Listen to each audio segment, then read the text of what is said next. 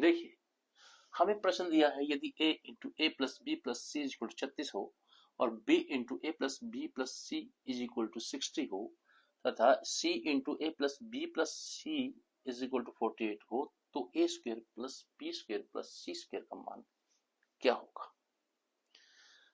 देखिए स्टेटमेंट लिखिए, हमें दिया है a into A plus B plus C 36, फिर दिया है a plus B plus C 60 और फिर दिया है a plus B plus C 48। अब देखिए इन सब में a plus B plus C तीनों में कॉमन है और इसके बाद a बचता है, इसके बाद b बचता है, इसके बाद c बचता है। इसका मतलब ये हुआ कि ये जो कॉमन है ये हाईएस्ट कॉमन फैक्टर है। जब इनका highest common factor a plus B plus C है तो हम 36, 60 और 48 का हाईएस्ट कॉमन फैक्टर निकालेंगे, यानी कि महत्तम समावर्तक निकालेंगे। तो हम इनका निकालेंगे तो 12 आ जाएगा।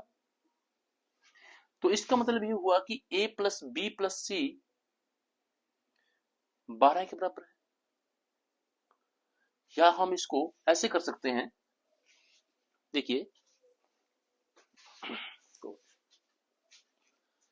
हाईएस्ट कॉमन फैक्टर हमारा 12 आया तो हम 36 को 12 से करेंगे तो 3 गुना 12 हो जाएगा और 60 को 5 गुना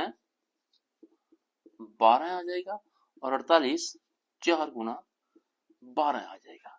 अब 12 क्या है, a plus B, A plus B, A plus B plus C 12, A plus B plus C 12 है।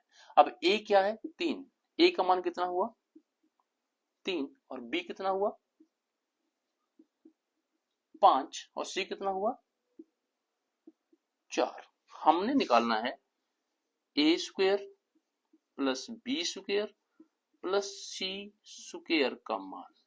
a का मान 3 है तो 3 को स्क्वायर कीजिए 9, b का मान 5 है, 5 को स्क्वायर 25 प्लस c का मान 4 है और 4 का स्क्वायर 16 और हमारा उत्तर 16 है। 9 25 25 50 आ जाएगा।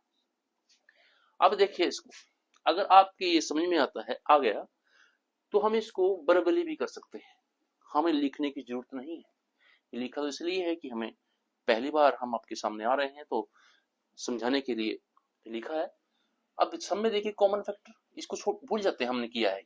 ए प्लस बी प्लस सी तीनों में कॉमन है और हमें पता है हाईएस्ट कॉमन फैक्टर है तो हम 36 का 48 का और 60 का हाईएस्ट कॉमन फैक्टर निकालेंगे तो वो 12 आ जाएगा। तो जब वो 12 आएगा तो हम इसको इसकी जगह 12 रखेंगे तो a का मान इधर 12 डिवाइड करेगा 3 आ जाएगा, 3 आया हमारा। और यहाँ 12 रखेंगे तो 12 उधर जाके 60 को भाग करेगा तो b का मान 5 आ जाएगा।